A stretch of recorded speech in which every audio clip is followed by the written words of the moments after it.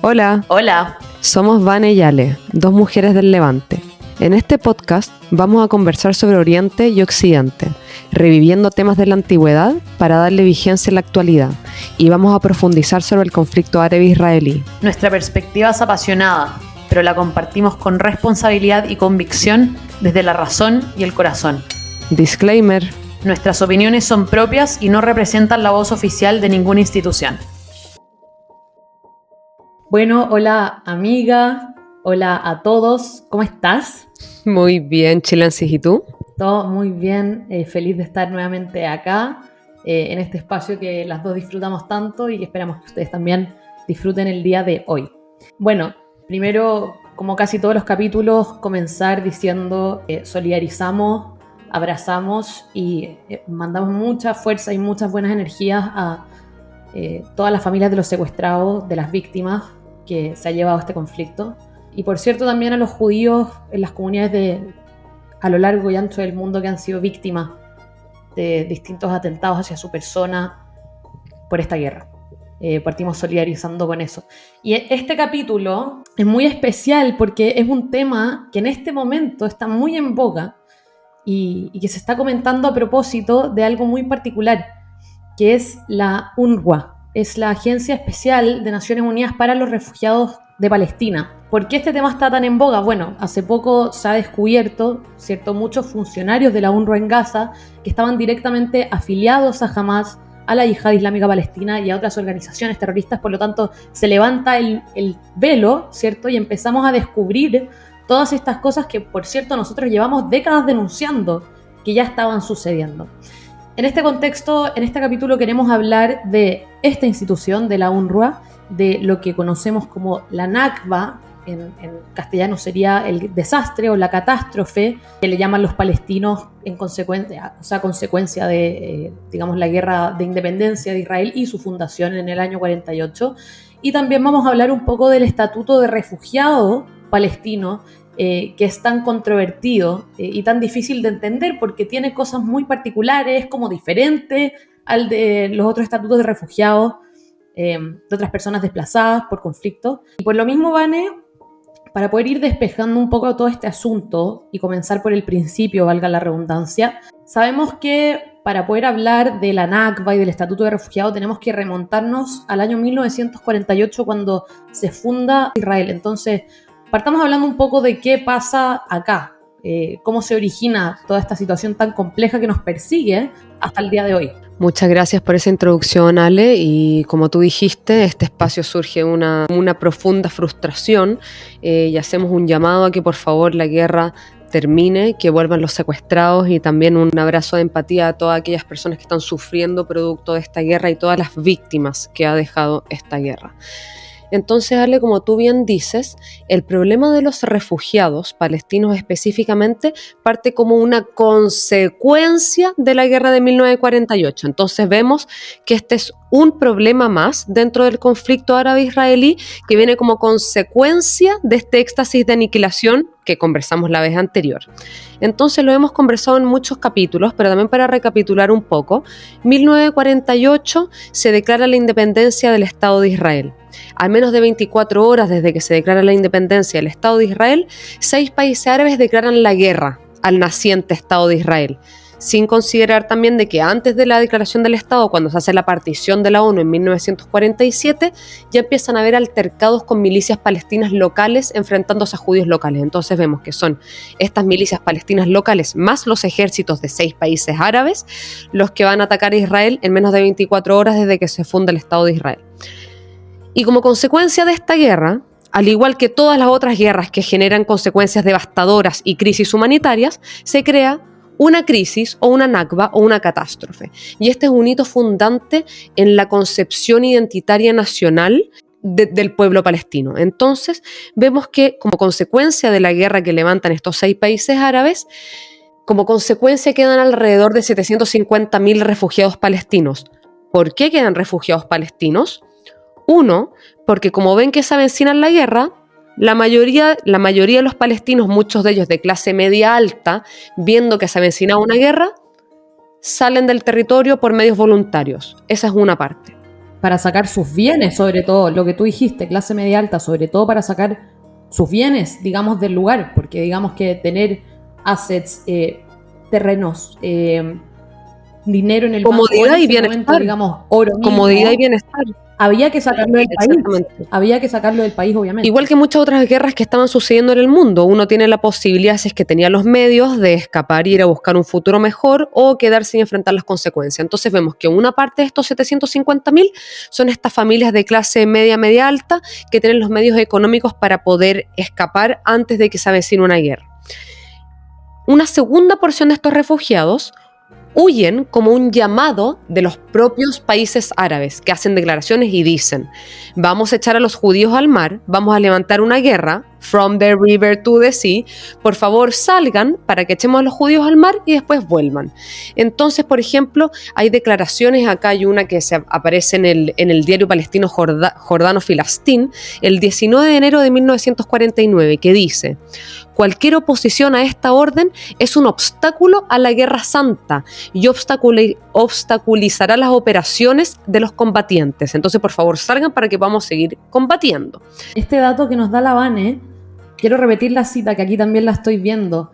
Cualquier oposición a esta orden. O sea, estamos hablando de un mandato que provino desde las autoridades. O sea, además de, digamos, este desplazamiento, autodesplazamiento voluntario que plantea la Vane, algo típico que se dice en la narrativa mainstream es que fue obviamente un desplazamiento por parte del ejército de Israel en ese momento, cuando en realidad aquí vemos claramente cómo los liderazgos necesitaban desocupar todo ese territorio para utilizarlo, digamos, como campo de guerra y para, digamos, para poder ejercer sus estrategias militares territoriales sin pasar a llevar estas comunidades humanas con esta promesa de retorno, que finalmente esa responsabilidad en quién recae hoy en día, según la narrativa mainstream, no en esos liderazgos árabes que prometieron este retorno, sino muy por el contrario, esta responsabilidad caería en el Estado de Israel, y después vamos a ver por qué esto a toda luz hoy en día es absurdo. Una frase más, Ale, acá del primer ministro iraquí, Nuri Said, de la misma época: aplastaremos al país con nuestros cañones y barreremos todos los sitios en que los judíos busquen refugio. Los árabes deben llevar a sus mujeres y a sus hijos a áreas seguras hasta que el combate haya terminado. Entonces vemos que una porción se va voluntariamente, otra porción responde al llamado de estos países árabes y otra porción lamentablemente sí es desplazada o expulsada o se va como consecuencia de una guerra defensiva por lo demás, que nuevamente el ejército de Israel no buscó ni partió. De hecho, cuando uno lee la Declaración de Independencia del Estado de Israel, esto dice la Declaración de Independencia del Estado de Israel, uno lo puede buscar en cualquier medio. En medio de esta inexcusable agresión, llamamos no obstante a los habitantes árabes a quedarse en el Estado de Israel y a preservar los medios de paz y desempeñar su papel en el desarrollo del Estado, sobre las bases de plena e igualdad ciudadanía, etcétera, etcétera, etcétera. Extendemos nuestra mano en paz y buena vecindad a todos los estados vecinos y a sus pueblos, y los invitamos a cooperar con la nación judía independiente por el bien común de todos. Esta es la declaración. Entonces vemos que como consecuencia de esta guerra, como consecuencia de este éxtasis de aniquilación, sumándonos un poco al capítulo anterior, hay 750.000 desplazados o refugiados. Como en estos documentos oficiales, sí, es un poco absurdo pensar por qué hoy en día se cuestionan estas cosas. En los documentos oficiales constan estas órdenes por parte de la dirigencia árabe y consta esta intención del naciente Estado judío. Ahí dice: no se vayan, quédense, esperen que pare la beligerancia y quédense y formen parte de esto. Y de hecho, cerca de 100.000, digamos, se quedaron, y hoy en día los descendientes de esos 100.000 son ciudadanos israelíes. Después quiero comentar un poco también en qué está esa descendencia, qué está haciendo hoy en día en Israel. Están presidiendo partidos políticos, están dirigiendo hospitales. Hoy en día la periodista más famosa de Israel, Lucy Ayub, o sea, digamos, estos descendientes de estos 100.000 que permanecieron, triunfaron y florecieron en la sociedad israelí. Es por eso que hoy en día esos mismos descendientes son los mayores advocates, por decirlo así, por la defensa de la existencia del Estado de Israel y de su propia seguridad. Pero claro, como la Vane dice, esto fue una consecuencia de esta guerra y espero que el capítulo pasado haya quedado clarísimo. Lo que vamos a comentar hoy en día de la crisis de los refugiados palestinos, la UNRWA, etc., eso es la amnesia colectiva, luego de ese éxtasis de aniquilación que fue la guerra de independencia. Exacto, y aparte darle que estamos en 1948, estamos 3 años después de la Segunda Guerra Mundial. La Segunda Guerra Mundial dejó a 60 millones de refugiados.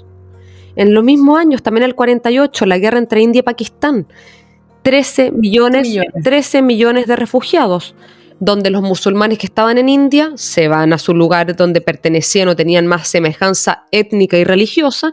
Entonces hay un desplazamiento de los musulmanes en India y Pakistán y de los hindús de Pakistán a India. En Serbia, todos los estados nacientes de la ex Yugoslavia, etcétera. Entonces estamos... Hay una crisis de refugiados mundial y no había una institución que centralizara toda esta ayuda humanitaria necesaria para poder reubicarlos, porque en definitiva, cuando se funda una agencia de refugiados, ya sea por parte de Naciones Unidas o una ONG aparte, ¿cuál es el objetivo? Relocalizar, reubicar y eventualmente repatriar, ¿cierto? Entonces, Ale, en este contexto es que se crea UNRWA. Y la UNRWA es esta agencia creada por una resolución de la Asamblea General de la ONU que es solo para lidiar con el tema de los refugiados palestinos. Vamos a explicar un poco lo que es la UNRWA, ¿vale? Lo vamos a ir haciendo entre las dos, pero creo que es importante ir haciendo un paralelo entre la UNRWA y la ACNUR, que es esta agencia de refugiados que se encarga de todos los refugiados de todo el mundo. Se encarga de todos los refugiados sirios, de todos los refugiados ucranianos, de todos los refugiados de todo el mundo, que por lo demás, oye, si no me equivoco, no tenemos ningún refugiado todavía desde los 50, después de la Segunda Guerra Mundial, sino que todos esos han sido efectivamente repatriados. Oye, y algo muy interesante de eso, qué bueno que lo planteaste, este paralelo que vamos a ir haciendo. Ustedes pueden creer que la UNRWA, que es una agencia especializada en refugiados palestinos, no solamente no tiene dentro de su misión la reubicación de todas estas personas, sino que se fundó con anterioridad a la ACNUR, que es esta agencia de refugiados general, digamos, para todos los refugiados del mundo.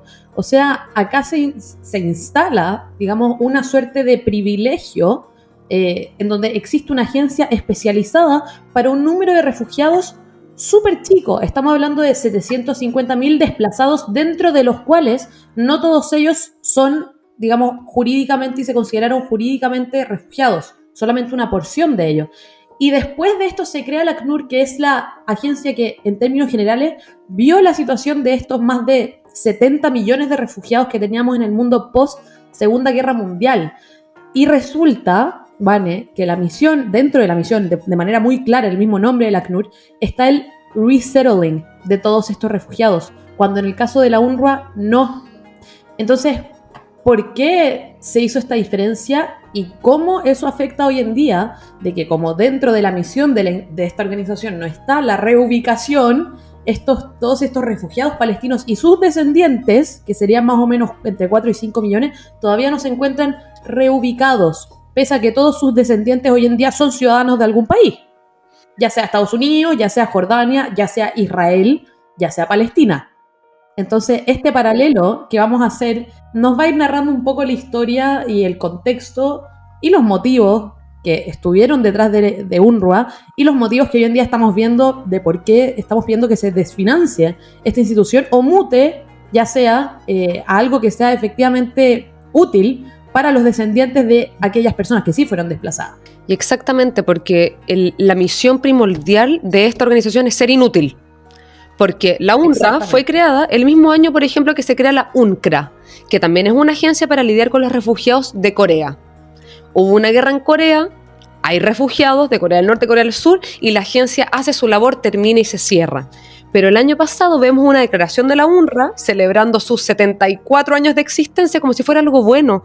Pero señor, si usted fue creado con una misión y es una agencia temporal y lleva 74 años sin poder cumplir esa misión, ¿no le daría vergüenza celebrar que lleva 74 años cuando su misión ha sido un fracaso? ¿Y por qué ha sido un fracaso? Porque esta organización es una anomalía totalmente jurídica y de facto, en virtud de la cual busca ser un estatus jurídico distinto para el palestino, que yo voy a discrepar contigo porque tú lo ves como una situación privilegiada, cuando yo al revés, yo veo como que esta organización tiene de rehén. Como perjudicial. Claramente, perjudicial, tiene de rehén a estos refugiados palestinos subsumidos a una ideología perversa que busca perpetuar la condición de refugiado. ¿Y cómo se perpetúa esta condición de refugiado? En primer lugar, como tú dijiste, la misión principal de una agencia de refugiados, de la ACNUR o de otras especiales que se han generado, es poder repatriar a los refugiados, encontrarles nueva nacionalidad, que sigan adelante con sus vidas. En cambio, la UNRWA, por ejemplo, si es que un refugiado palestino va a otro país y adquiere nacionalidad de otro país, sigue siendo refugiado. Pero si un refugiado sirio llega a Chile y Chile le extiende nacionalidad, esa persona ya no es refugiada. Segunda diferencia. Si ese refugiado sirio llega a Chile, le extienden nacionalidad y tiene un hijo, ese hijo nace en Chile, es chileno y no es refugiado.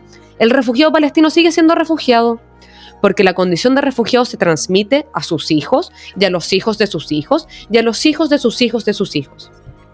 Tercera diferencia, se dedican 2 veces la cantidad de dinero por refugiado palestino que para los refugiados de todo el mundo.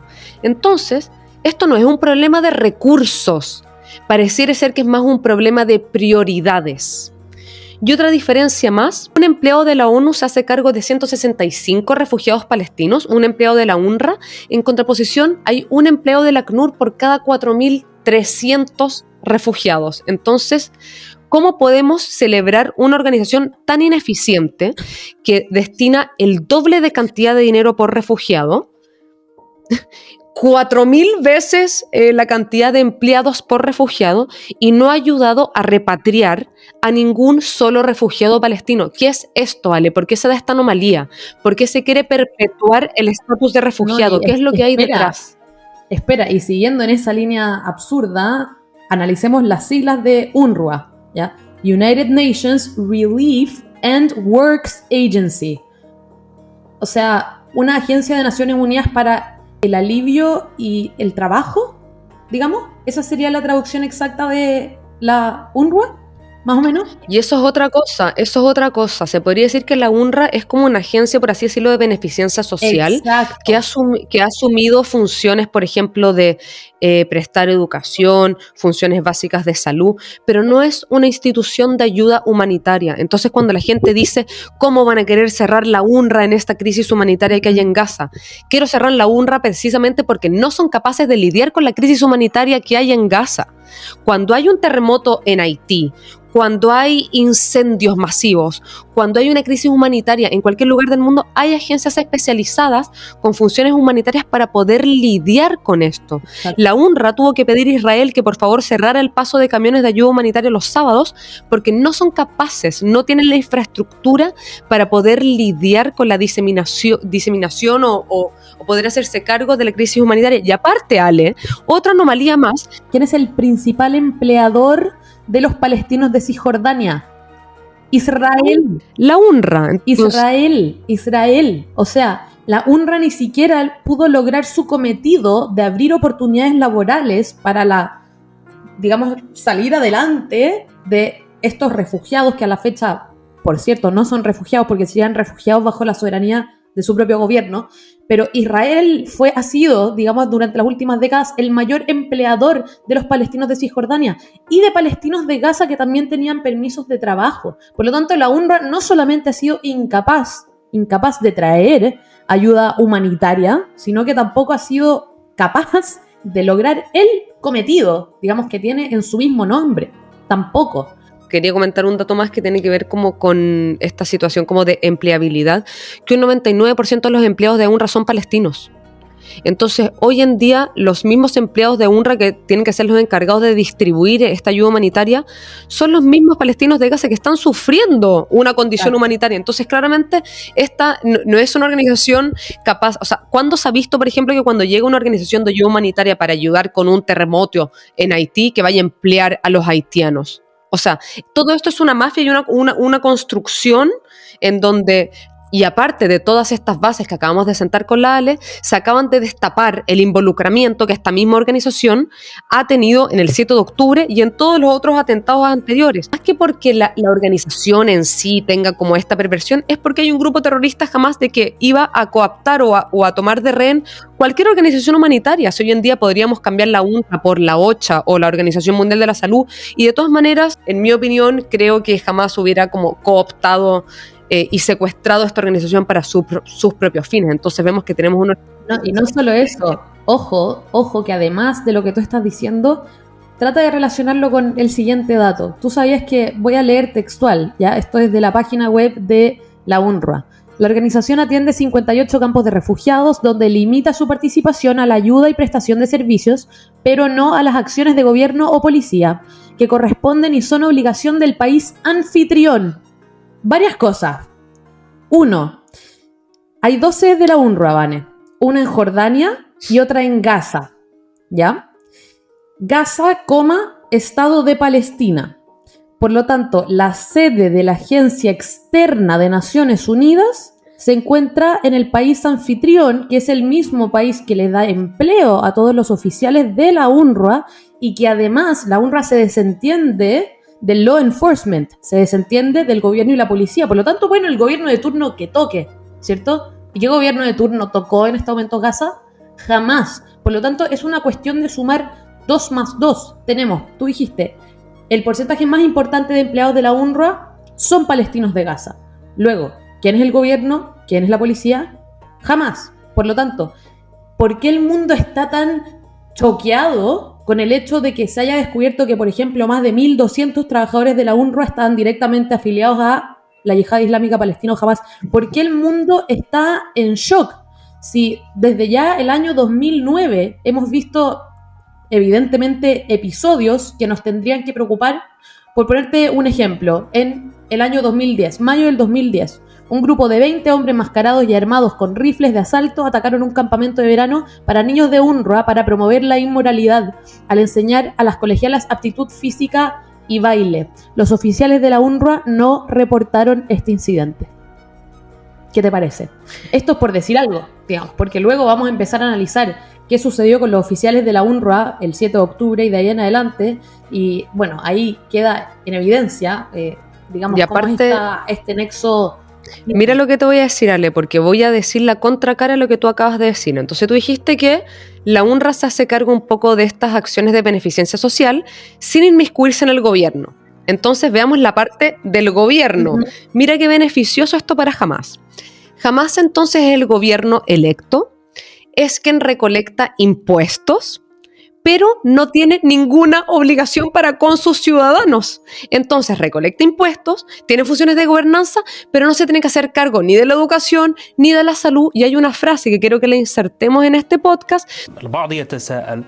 وهذا سؤال رائج وشائع يعني من قام بتشييد 500 كيلومتر من الأنفاق لماذا لم يشيد مآوي يلجأ إليها المدنيون خلال القصف؟ نحن شيدنا الأنفاق لأنه لا نملك ما ندفع به عن أنفسنا من القتل والاستهداف. هذه الأنفاق من أجل أن نحمي أنفسنا من الطائرات، نحمي مقاتلين من الأنفاق. أما القطاع غزة فأنت تعلم والجميع يعلم بأنه 75% منه لاجئين، واللاجئين هو مسؤولية الأمم المتحدة في حمايتهم، مسؤولية الاحتلال في أن يقدم كل تبعا لاتفاقية جنيف الدولية أن يقدم لهم كل الخدمات وهم تحت الاحتلال. Donde sale un mismo líder de Hamas diciendo de los refugiados que se haga cargo la ONU. Entonces si le dices, lo dijo en árabe. Y dices, si en todo este tiempo pudiste construir 500 kilómetros de redes de túneles y armarte hasta los dientes, ¿por qué no construiste un refugio antibomba? ¿Por qué no construiste un refugio para proteger a tus ciudadanos? ¿Por qué no construiste una vivienda social digna? ¿Por qué no mejoraste la educación? ¿Por qué no mejoraste la calidad de vida? De eso que se encargue la ONU. Entonces, los países occidentales, al financiar esta institución corrupta que busca perpetuar el conflicto, le está diciendo a Hamas, toma, gástate todos los dólares que entran y cada onza de cemento y de ayuda humanitaria en transformar Gaza, no para ayudar a tus ciudadanos, sino para transformar Gaza en una base militar para atacar a Israel. Entonces, no es un problema de recursos, es un problema de prioridades. Mira qué fácil entonces el gobierno de turno se puede desentender de todas las funciones sociales que tiene para con su población para solo dedicarse a armarse y destruir. Entonces, ¿por qué seguimos financiando esto, Ale? Básicamente, las democracias occidentales, que digamos han sido los principales financistas de UNRWA, muchos de ellos o han suspendido o han, digamos, renunciado a las donaciones hacia esta agencia. A diferencia de Chile, que de hecho el presidente Gabriel Boric hace unos días atrás, cuando el país estaba incendiando, la quinta región hizo una donación tremenda y cuantiosa a UNRWA. Pero ¿por qué siguió esta ayuda humanitaria, Vane? Y antes, cuando comenzó todo esto, cuando todavía, digamos, cuando la gente apoyaba a Israel, porque estábamos recién post-masacre, donó 200.000 para tener, digamos, ahí fueron 200.000 y después 300.000. En total fueron 500.000. Exactamente. ¿Y por qué siguen donando plata a esta mafia? Bueno, hoy en día las democracias occidentales, esas mismas democracias occidentales que financiaron este terrorismo internacional diplomático, como yo le llamo siempre en mis redes sociales, cortan o suspenden los fondos.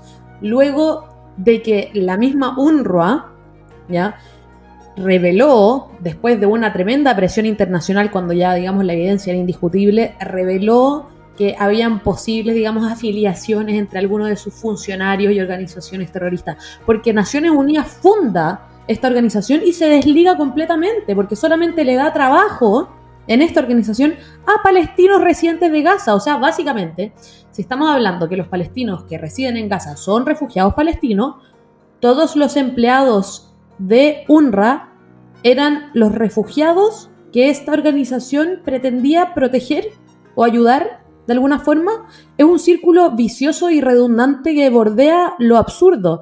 Iván, lo que te decía, que el hecho que la sede de UNRWA, porque acá dice que digamos... Claro, nadie se cuestiona, estoy yendo a ver una sede de refugiados en el país del cual supuestamente son refugiados.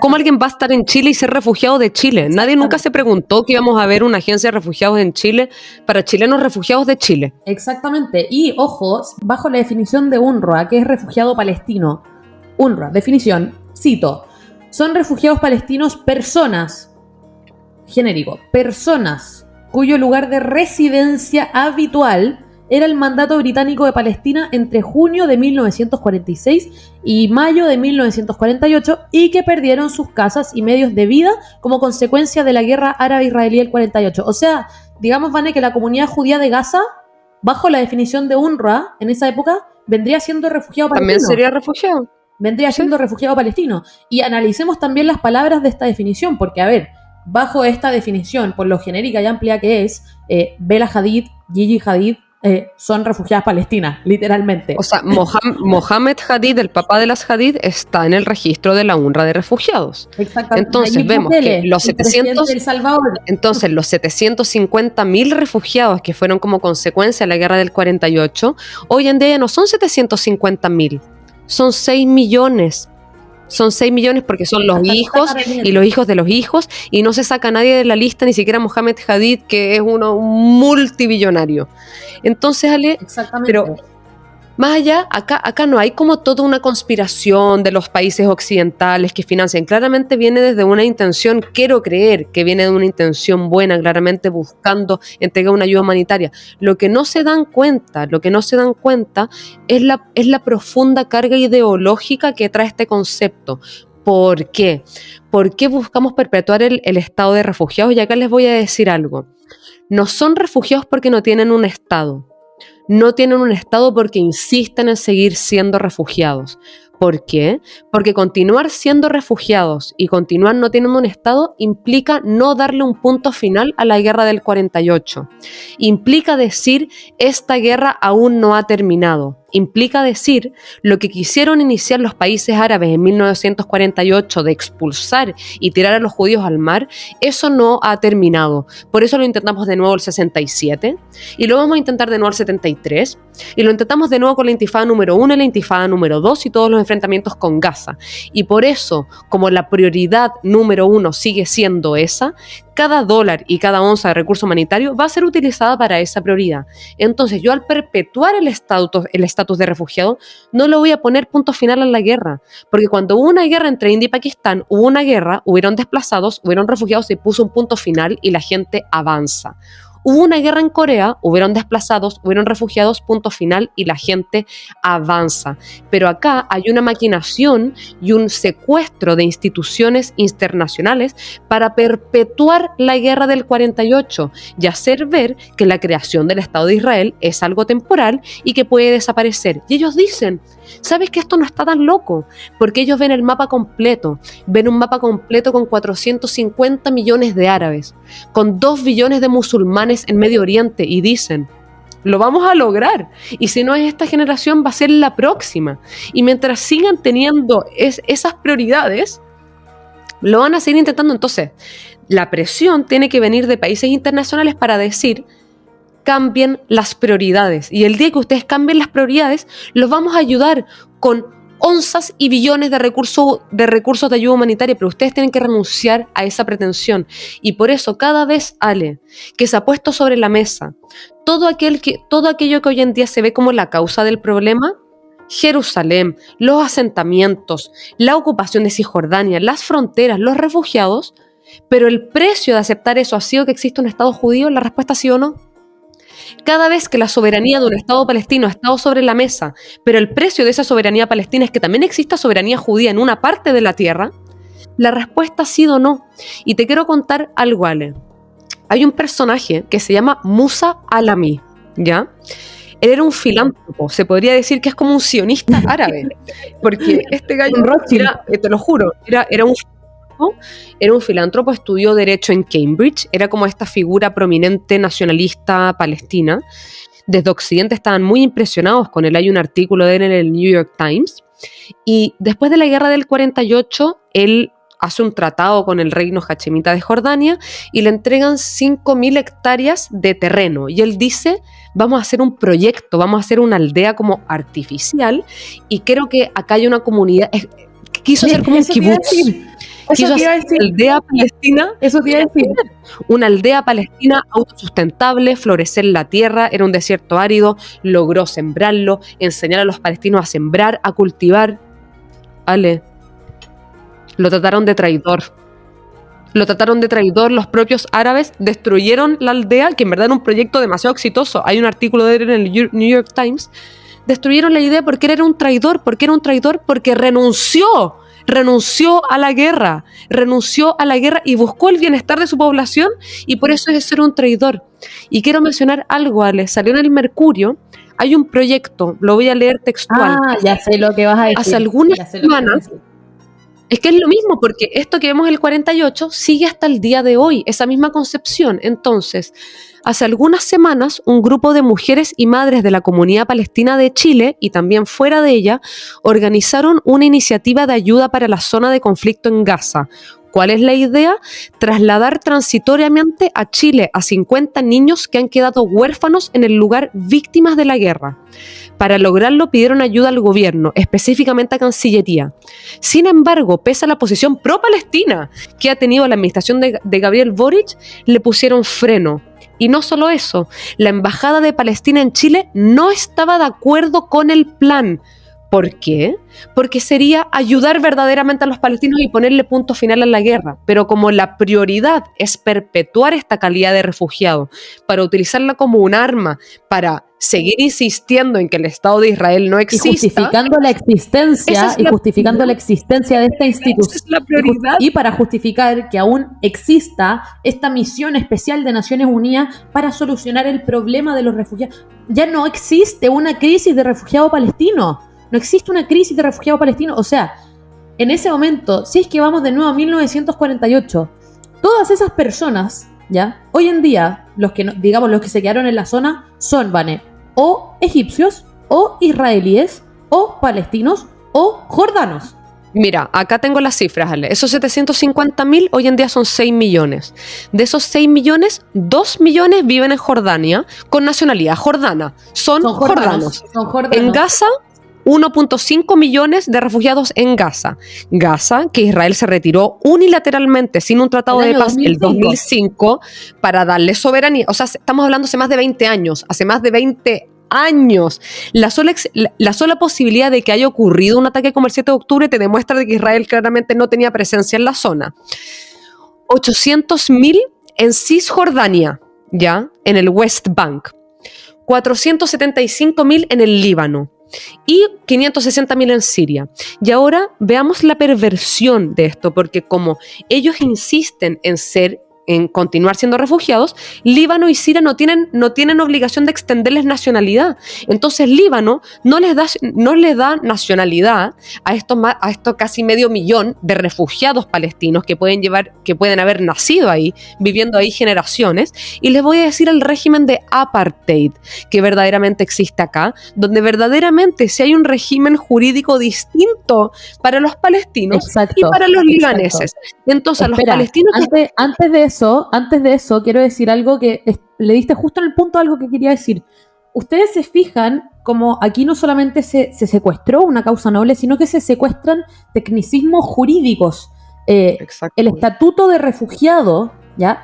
Es un estatus jurídico. ¿Por qué un estatus jurídico? Es un estatus que tiene consecuencias jurídicas, tales como fundar una agencia especial de Naciones Unidas, ¿correcto? Bueno, resulta que el nieto de ese palestino desplazado o que se autodesplazó, que vivía en el Líbano, es felizmente libanés, pero es refugiado palestino. El nieto de ese árabe que, por ejemplo, vivía en Haifa, ya, ciudad de Israel, ciudad costera de Israel, y se quedó ahí, es israelí, pero es refugiado palestino.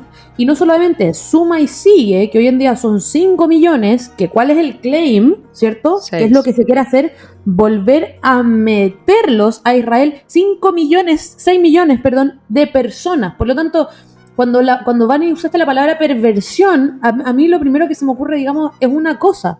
Si es que se quieren meter a esa cantidad poblacional y toda su descendencia, que digamos todos los palestinos que viven en Chile, que son, por lo menos tienen algún abuelo palestino, que todo eso, ellos también son refugiados, ¿ya? Ellos también son refugiados según la UNRWA. Meter a toda esta gente al Estado de Israel. Pero ¿qué pasa cuando tú de repente le das ciudadanía a 6 millones de personas que están en contra de tu propia existencia?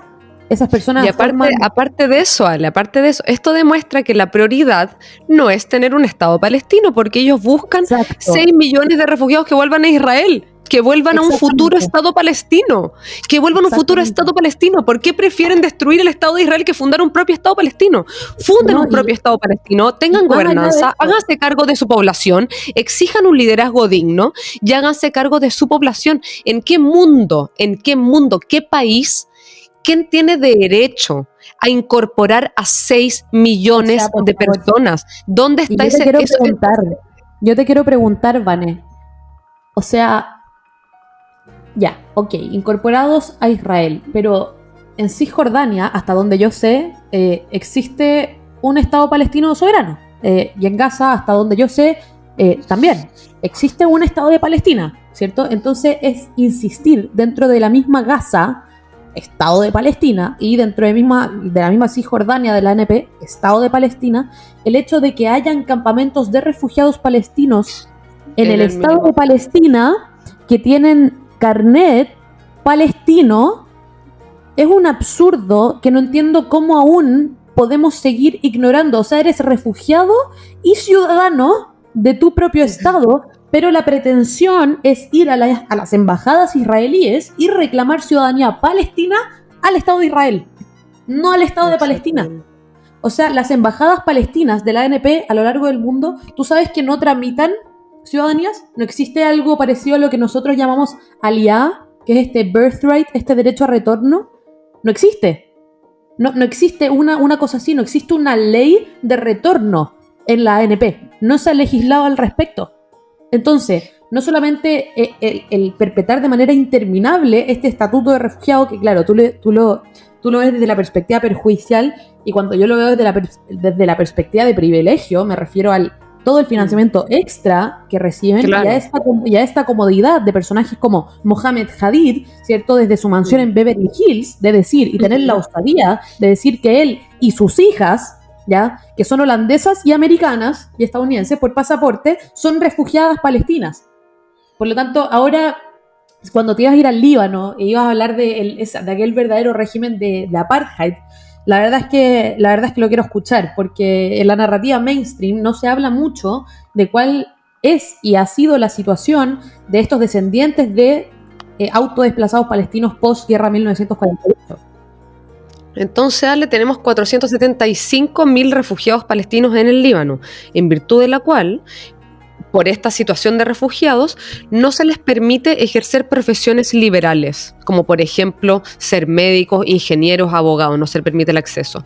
No se les permite tener propiedades privadas, o sea, ser dueño y soberano de tu propio hogar.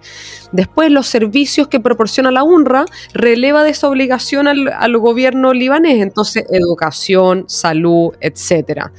Y bueno, no tienen derecho a la ciudadanía libanesa, no se pueden postular a cargos públicos, votar, etc. O sea, si es que vas a crear una institución que perpetre de manera interminable el estatuto de refugiado, también hay que hacerse cargo de las consecuencias que en un contexto de Medio Oriente, ¿cierto?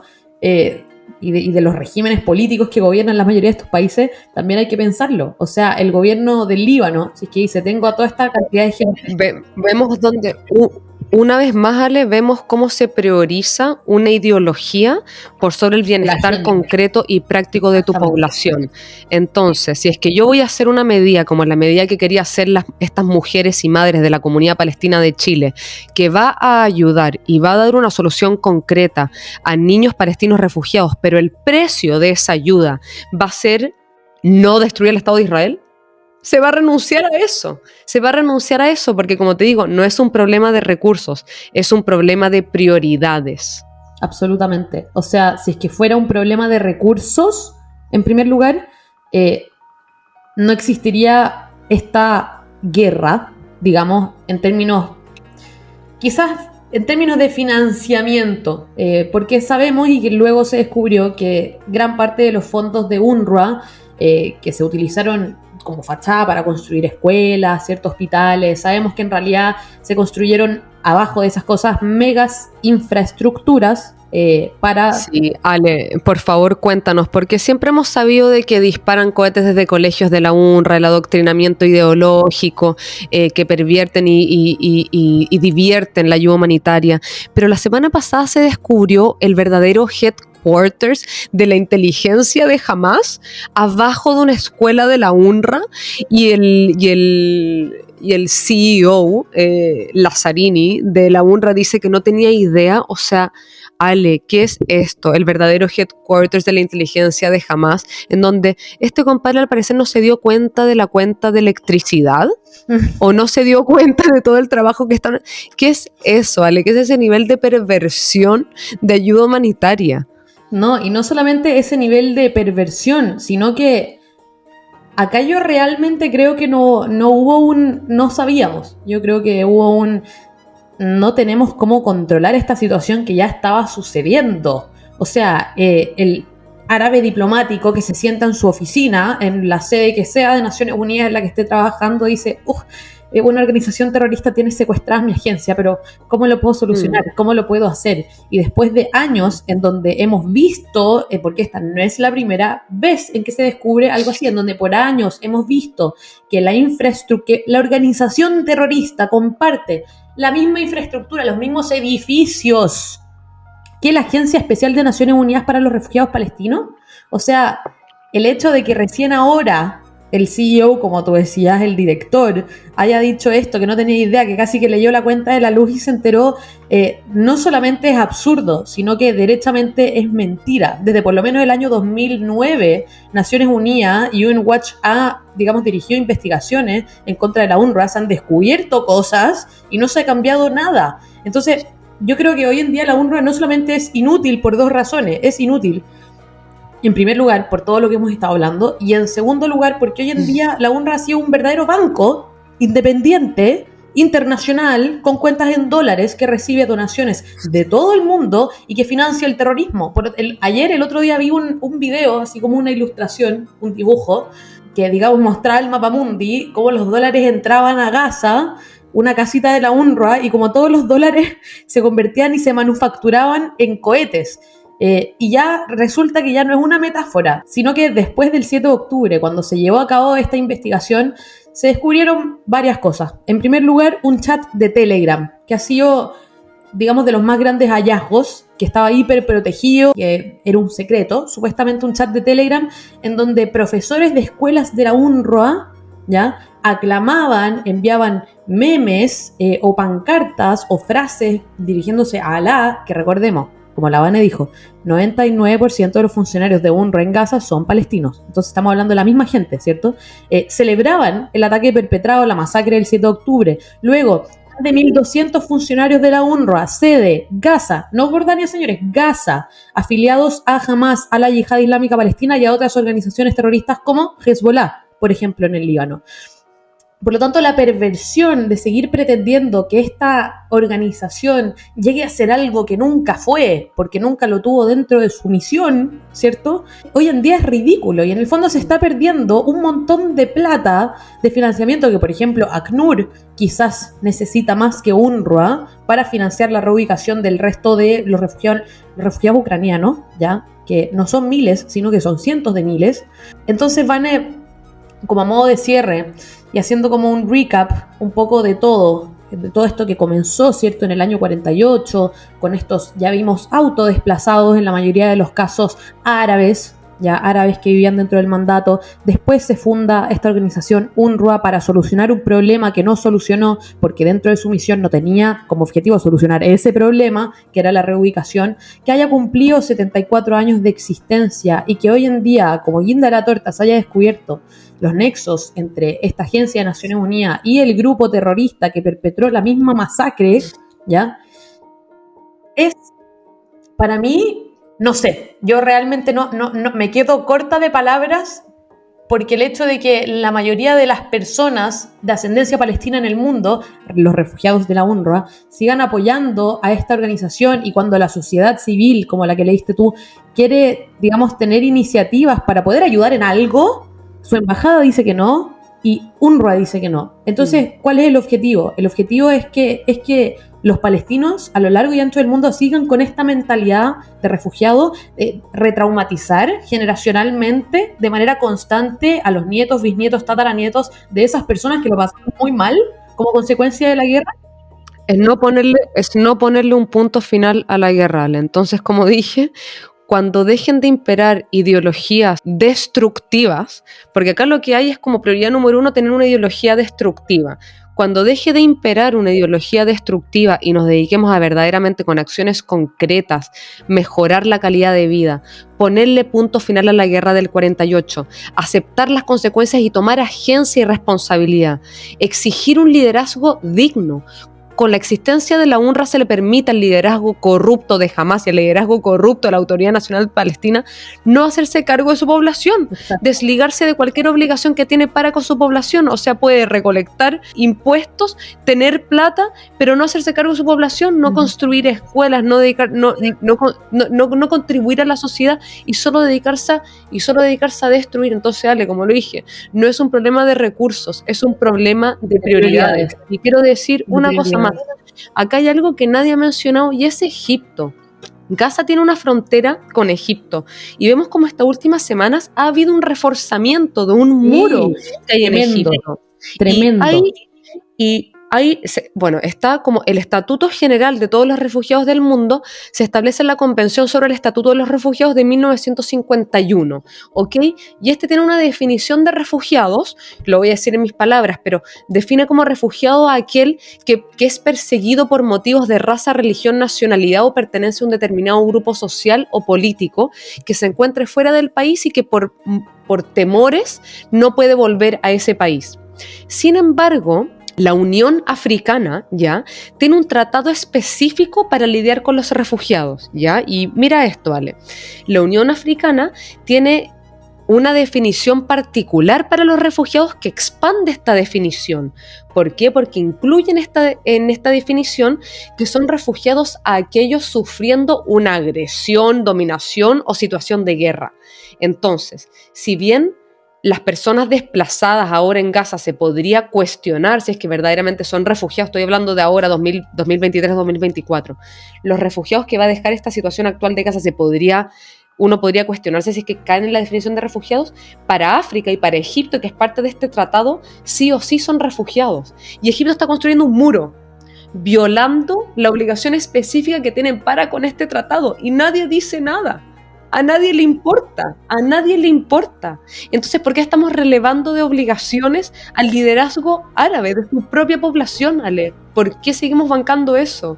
El mundo lo sigue bancando porque es mucho más fácil culpar al único Estado judío del mundo que en este momento está desangrando a sangre y sudor, valga la redundancia, para mantener viva a su propia población. Es más fácil culpar al de al lado, al vecino, al beligerante, al que yo ataqué constantemente todas estas décadas, al que ataqué y dije no existes, no te reconozco, tú no existes. Es más fácil culpar a ese que hacerse cargo de las miserias que se han autoinfligido a su propia población. Es por eso. Y porque no Jews, no news. Y así funciona el mundo, así funciona la prensa mainstream. Nadie está hablando de este muro de Egipto, nadie está hablando del régimen de apartheid jurídico en el Líbano, como tú decías. En el Líbano. Nadie está hablando de eso. Pero nuestra misión, y algo que quiero que quede muy claro, es que con la Vane no estamos hablando de este tema para jactarnos que la UNRWA es una estupidez y para jactarnos que pasemos la página, que el 40... No, nosotros estamos hablando de esto para que por lo menos desde la sociedad civil nos podamos dar cuenta y realmente apuntar bien con el dedo en dónde yacen las culpas. Porque acá estamos hablando de personas, estamos hablando de gente de verdad, de gente que en este momento está viviendo una situación precaria, porque su propio liderazgo no es capaz de hacerse cargo de ello y que ha renunciado expresamente a hacerse cargo de ello, y la Agencia Especial de Naciones Unidas encargada de eso no lo hace.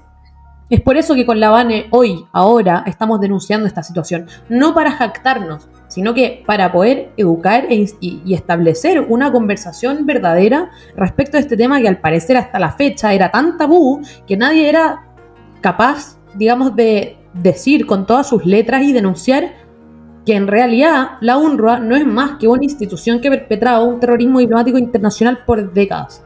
Vale. Así que qué bueno que pusiste el ejemplo de Egipto, porque es una buena forma de hacer ese contraste que estamos tratando de lograr en este capítulo. Me inspiré, me apasioné. Lo dijiste todo.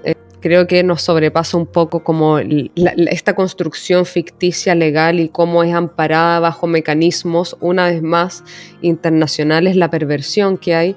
Y como te digo, no es un problema de recursos, es un problema de prioridades.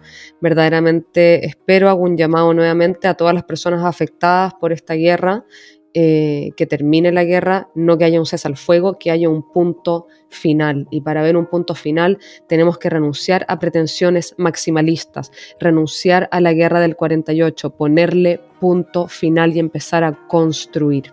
Empezar a construir en vez de a destruir, a construir como los árabes y los descendientes de esos árabes de la guerra de 1948 hoy en día triunfan en la sociedad israelí, siguieron adelante. Y yo estoy segura que los descendientes están orgullosos de sus abuelos, de que sus abuelos hayan tomado esa determinación. Bueno, tomemos eso como ejemplo, no solamente allá, sino que en todo el mundo. Y nuevamente repitiendo las palabras. Es importante eso, Ale, que tú también lo mencionas en tu Instagram, como un 20% de la sociedad israelí que es árabe. Se pensaba que quizás en esta guerra podía, por así decirlo, haber una revuelta o levantar armas y generar disturbios dentro de Israel, pero eso no ha ocurrido porque ellos son orgullosamente árabes e israelíes viviendo dentro de Israel con plena igualdad, seguridad, no sé si seguridad, pero igualdad de derechos y obligaciones. Así que eso, Ale, lo dijimos todo. Nos vemos en un próximo capítulo. Y Neni, amiga, nos vemos. Ojalá lo hayan disfrutado. Gracias por escucharnos. Si te gustó este capítulo, no olvides seguir y compartir nuestro podcast. Tu apoyo es el motor de nuestro contenido.